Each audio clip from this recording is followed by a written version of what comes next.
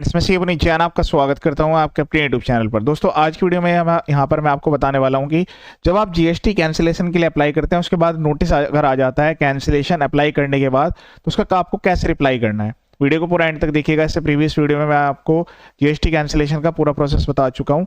वो वीडियो आप एक बार देख सकते हैं। आप खुद से घर बैठे कैंसिल कर सकते हैं। ध्यान रहे कुछ आपको स्टेप्स फॉलो करने होंगे, कुछ जरूरी बातों का भी आपको ध्यान रखना होगा। ठीक है, तो अब यहाँ पर कैंसिलेशन के लिए अप्लाई कर दिया, उसका नोटिस आया है। नोटिस का क्या रिप्लाई करना है, कैसे किस तरीके से प्रोसीड करना है, उसके लिए वीडियो को पूरा एंड तक देखिएगा। सबसे पहले हम जो है यहाँ पर लॉगिन करेंगे। यूजर नेम पासवर्ड के द्वारा आपको जो है लॉगिन करना है और ये आपके वैलिड रहते हैं। रजिस्ट्रेशन कैंसिल होने के बाद भी सेम यूजर नेम पासवर्ड आपको रखना है। अगर आप भूल गए तो फॉरगॉट कर सकते हैं। जो पासवर्ड है वहाँ पर 3 महीने बाद एक्सपायर हो जाता है, तो आपको नया जनरेट करना पड़ सकता है। ठीक है, तो सबसे पहले यूजर नेम एंटर करना है, पासवर्ड एंटर करना है, उसके बाद लॉगिन कर लेना है। क्योंकि जब तक आप नोटिस का प्रॉपर रिप्लाई नहीं देंगे तब तक जो प्रॉपर ऑफिसर है सारे डॉक्यूमेंट्स वेरीफाई करके जीएसटी को प्रॉपर कैंसिल नहीं करेंगे। कैंसिलेशन होने के बाद आपको जीएसटीआर 10 फाइल करना भी जरूरी होता है। तो जीएसटीआर 10 के लिए सेपरेट वीडियो मैंने अपलोड की हुई है। मैं फिर से नई वीडियो अपलोड करूंगा, कुछ लेटेस्ट नए चेंज आ चुके हैं। तो अभी फिलहाल के लिए हम यहाँ पर देख रहे हैं कि किस तरीके से जीएसटी कैंसिलेशन का अगर नोटिस आता है उसका रिप्लाई करेंगे। कहाँ से नोटिस देखना है, क्या डाउनलोड करना है, रिप्लाई कैसे करना है, वीडियो को पूरा एंड तक देखिएगा। सबसे पहले हम यहाँ पर जो है यूजर नेम एंटर करेंगे, पासवर्ड एंटर करेंगे, कैप्चा कोड डालकर लॉगिन कर लेंगे। अब लॉगिन करने के बाद आपके सामने जो लेजर है कुछ इस टाइप से आपको दिखेगा। अब ये एक्टिविटी आप अपने मोबाइल से भी कर सकते हैं। सर्विसेज में जाना है, यहाँ पर यूजर सर्विस में यहाँ आपको व्यू एडिशनल नोटिस और ऑर्डर का टैब दिखेगा, यहाँ से आप जा सकते हैं। डायरेक्ट डैशबोर्ड पर यहाँ पर भी ऑप्शन दिया जाता है नोटिस एंड ऑर्डर, इस पर क्लिक कर देंगे तो जितने भी लेटेस्ट आपके नोटिस आए होंगे, ऑर्डर आए होंगे, सब यहाँ पर आपको देखने के लिए मिलेंगे। अब ये लेटेस्ट यहाँ पर कैंसिलेशन के रिगार्डिंग नोटिस जारी किया गया है, इस पर व्यू पर क्लिक करेंगे। व्यू करने के बाद यहाँ पर आपको डाउनलोड का ऑप्शन आएगा। ये पीडीएफ फाइल जो है यहाँ पर आप डाउनलोड कर लीजिएगा। मैंने अभी इसको डाउनलोड करके आपको ओपन करके दिखा देता हूँ उसमें क्या मेंशन किया गया है। देन उसके बाद हम इसका रिप्लाई करेंगे। तो जो कैंसिलेशन की यहाँ पर आईडी जनरेट होती है, डिमांड ऑर्डर आईडी या सोगोज नोटिस की आईडी, इसको कॉपी कर लेंगे। कॉपी करने के बाद सर्विस में जाकर रजिस्ट्रेशन में यहाँ पर आपको ऑप्शन मिलेगा एप्लीकेशन फॉर फाइलिंग क्लेरिफिकेशन। ध्यान रहे जितने दिन का टाइम पीरियड दिया गया है उसके अंदर ही आपको इसको फिल करना है, अदरवाइज जो फिर आपकी जो एप्लीकेशन है ऐसे ही पेंडिंग रह जाएगी। तो यहाँ पर क्लिक करेंगे, फिर उसके बाद सर्च पर क्लिक कर देना है। क्लिक करने के बाद आपके सामने इस टाइप की जो एप्लीकेशन है वो यहाँ पर आपको दिखेगी। यहाँ पर आपसे पूछा जा रहा है कि क्या आपको कोई मॉडिफिकेशन करना है रजिस्ट्रेशन एप्लीकेशन में, तो मॉडिफिकेशन करना है यस। फिर उसके बाद जो डॉक्यूमेंट्स की रिक्वायरमेंट है वो यहाँ पर हम अटैच करेंगे, तो यस करके नेक्स्ट पर प्रोसीड करेंगे। फिर उसके बाद नेक्स्ट पर कैंसिलेशन की डिटेल आएगी, फिर वेरिफिकेशन। तो जो आपको डॉक्यूमेंट अटैच करना है वो यहाँ पर ही अटैच करना होगा। वैसे रेस्पॉन्स में इन्होंने जो क्वेरी रेज किया वो अदर्स में की है कि भाई कुछ डिटेल्स है जो कि इनको रिक्वायरमेंट है, तो ये पर्सन स्पेसिफिक है, सबके लिए अलग अलग हो सकती है। कुछ डाटा यहाँ पर कॉन्फिडेंशियल है, उसको हाइड किया गया है। मैं आपको दिखा देता हूँ क्या रिमार्क्स यहाँ पर आए हैं। तो हम क्या करेंगे, सबसे पहले जो यहाँ पर दिया गया उसका रिजोल्यूशन करेंगे। रिजोल्यूशन करने के बाद वो डॉक्यूमेंट्स हम यहाँ पर अटैच करेंगे। अटैच करने के बाद ये ऑप्शन सेलेक्ट करना है, ऑथराइज पर्सन सेलेक्ट करना है, प्लेस यहाँ पर एंटर करके उसके बाद सेव पर क्लिक करना है और सबमिट विद ईबीसी पर क्लिक करेंगे। लेकिन मैं आपको बता देता हूँ उसका क्या मतलब है। रिमार्क्स में क्या लिखा गया है, इन्होंने यहाँ पर कहा है कि आपके जो है क्रेडिट लेजर बैलेंस यहाँ पर शो कर रहा है। तो मैंने अभी आपको लेजर दिखाया था, वहाँ से भी आप देख सकते हैं, या फिर क्रेडिट लेजर में जाकर सर्विसेज में लेजर्स में क्रेडिट लेजर में भी आप देख सकते हैं कि एज ऑन डेट आपका क्या बैलेंस है।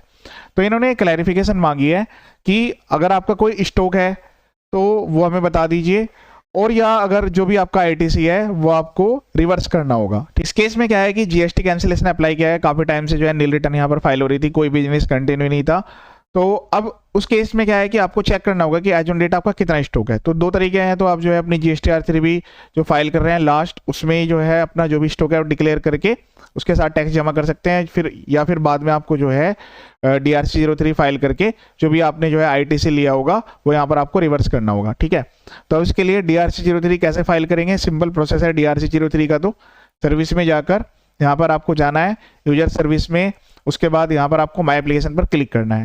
अभी मैं इसको लीव कर देता हूँ, फिर से हम दोबारा से इसी तरीके से रिडायरेक्ट करेंगे पेज को। वैसे DRC 03 के लिए मैंने सेपरेट वीडियो अपलोड किया हुआ है, पर फिर भी मैं आपको बता देता हूँ यहाँ पर पूरा प्रोसेस।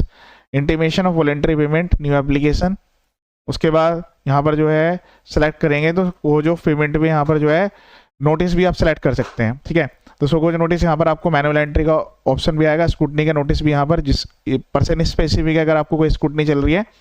ठीक है, तो यहाँ पर सारे ऑप्शन दिए गए हैं, एनुअल रिटर्न, ऑडिट, इन्वेस्टिगेशन, या आप रिकंसिलेशन की वजह से खुद से कर रहे हैं तो किस सेक्शन में कर रहे हैं, वो सारी डिटेल्स है। तो अभी यहाँ पर जो है हम अदर्स सेलेक्ट कर रहे हैं, क्योंकि इस केस में क्या है कि भाई जो हमारा जो पेमेंट यहाँ पर जा रहा है वो इस वजह से जा रहा है क्योंकि जीएसटी कैंसिलेशन है और जो लेजर में बैलेंस है वो रिवर्स करना है, ठीक है।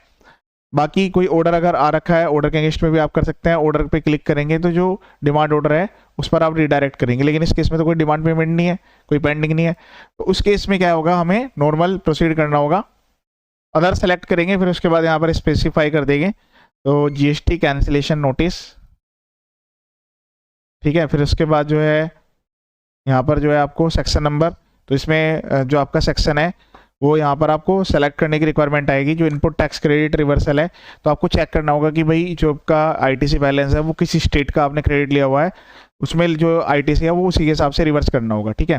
फाइनेंशियल ईयर तो अभी यहाँ पर क्योंकि इसी साल के लिए हम फाइल कर रहे हैं तो 26-27 से सेलेक्ट करेंगे। तो ओवरऑल जो टैक्स पीरियड है वो आपका यहाँ पर आपको जनवरी से लेकर और पूरा पीरियड सेलेक्ट कर लेना है, क्योंकि लेकिन ये तो मिड में हम फाइल कर रहे हैं तो मई तक का मैं सेलेक्ट कर रहा हूँ, इस तरीके से सेलेक्ट कर लेंगे, ठीक है। फिर उसके बाद आईटीसी अप्रैल से लेकर और मई 26 के बीच में जो भी आपका आईटीसी का बैलेंस है उसको हम रिवर्स कर रहे हैं। आईजीएसटी, तो यहाँ पर जो है आपको प्लेस स्पेसिफिक करना होगा। सपोज करिए दिल्ली से रिगार्डिंग है, जो भी क्रेडिट बैलेंस है वो यहाँ पर हम लिखेंगे। दैन उसके बाद अगर कोई इंटरेस्ट, लेट फीस, पेनल्टी आ रही है वो भी यहाँ पर आपको ऐड करनी होगी, ऐड पर क्लिक करेंगे। इसके बाद सेव पर क्लिक करके प्रोसीड टू पे पर क्लिक कर देना है। यहाँ जो बैलेंस है 5106 का है। अब इसके बाद हम जो डिटेल्स है उसको एक बार वेरीफाई करेंगे। तो आपका क्रेडिट का बैलेंस है 5106, तो जिस भी लेजर का बैलेंस है आप उसमें उसको एडजस्ट कर सकते हैं। इस तरीके से यहाँ पर जो डिटेल्स है मेंशन करेंगे। दैन उसके बाद यहाँ पर जो रीजन है वो भी आप स्पेसिफाइड कर दीजिएगा। अटैचमेंट में ऐसा कुछ लगाने की रिक्वायरमेंट नहीं है। उसके बाद आई हेयर बाय, फिर उसके बाद ऑथराइज्ड पर्सन सेलेक्ट करेंगे, प्लेस एंटर करके फाइल पर क्लिक करेंगे तो registered email ID, mobile number है, उस पर ओटीपी जाएंगे। ओटीपी जैसे आप वेरीफाई कर देंगे तो DRC03 फाइल हो जाएगा। इसकी पीडीएफ कॉपी यहाँ पर आपको डाउनलोड करनी है और वो जो कैंसिलेशन का रिप्लाई है उसके साथ अटैच करके ईवीसी के द्वारा सबमिट कर देना है। तो इस तरीके से आपको जो रिप्लाई है, जो भी रीजन्स है वो आपको यहाँ पर अटैच करने होंगे। अगर आपसे जो है profit and loss, balance sheet, ये सब चीज़ें रिक्वायर्ड की जा रही है, आईटीआर की कॉपी रिक्वायरमेंट की जा रही है, स्टॉक लेजर रिक्वायर्ड किए जा रहे हैं, आईटीसी रजिस्टर रिक्वायर्ड किया जा रहा है, तो आपको अटैच करने होंगे। उसी के बाद जो है फाइनली आपका जो जीएसटी वो कैंसिल होगा। मैंने आपको कंप्लीट प्रोसेस बता दिया है। कैंसिलेशन के लिए आपको इस तरीके से अप्लाई करना है। प्रॉपर जो भी आपसे यहाँ पर रिक्वायरमेंट की गई है वो आपको अटैच करने हैं। यहाँ पर जो मैक्सिमम फाइल साइज है वो 1 MB तक हो सकता है और मल्टीपल आप फाइल अटैच कर सकते हैं, पीडीएफ है, जेपीजी, जिसमें चाहें। एक्नॉलेजमेंट यहाँ पर सेलेक्ट करेंगे, ऑथराइज्ड पर्सन सेलेक्ट करके प्लेस एंटर करेंगे, उसके बाद ईवीसी के द्वारा सबमिट कर देंगे। यहाँ पर जो है सेलेक्ट करना है आपको, ऑथराइज्ड पर्सन सेलेक्ट करेंगे, उसके बाद यहाँ प्लेस एंटर करेंगे, उसके बाद सबमिट विद ईवीसी पर क्लिक करना है। जैसे आप सबमिट कर देंगे तो यहाँ पर जो है आपका जो रिप्लाई है वो प्रॉपर्ली सही तरीके से सबमिट हो चुका है। ध्यान रहे जब भी आप कैंसिलेशन के अप्लाई करें प्रॉपर ऑफिसर के द्वारा कोई भी डिटेल्स की रिक्वायरमेंट हो तो आप जो है उसको टाइम लिमिट के अंदर सबमिट कर दें। फर्दर कोई नोटिस आता है तो उसके लिए ईमेल आईडी, मोबाइल नंबर को भी अपडेट रखें और तुरंत रेस्पॉन्ड करें, जिससे कि आपका जो है रजिस्ट्रेशन सही तरीके से कैंसिल हो जाए। कैंसिलेशन होने के बाद फाइनल रिटर्न GSTR 10 फाइल करना मत भूलें, अदरवाइज आपको फ्यूचर में सेम पैन पर GST लेने में प्रॉब्लम आ सकती है और उसकी लेट फीस भी यहाँ पर होती है। बाकी अदर वीडियो भी आप मेरे यूट्यूब चैनल पर देख सकते हैं। GST फाइलिंग, रजिस्ट्रेशन सर्टिफिकेट, उसके अलावा हर टाइप के business registration, basic filing registration process, income tax, GST, काफ़ी सारी वीडियो यहाँ पर अवेलेबल है, हर टाइप के नोटिस के रिप्लाई। और अगर आप अपील फाइल करना चाहते हैं उन सबके भी ड्राफ्ट फॉर्मेट्स यहाँ पर दिए गए हैं वीडियो के डिस्क्रिप्शन में। चैनल का पर्पज फुल्ली एजुकेशनल है। आप वीडियो को शेयर जरूर करें ताकि सभी को उसका बेनिफिट मिल जाए। ये वीडियो देखने के लिए थैंक यू सो मच।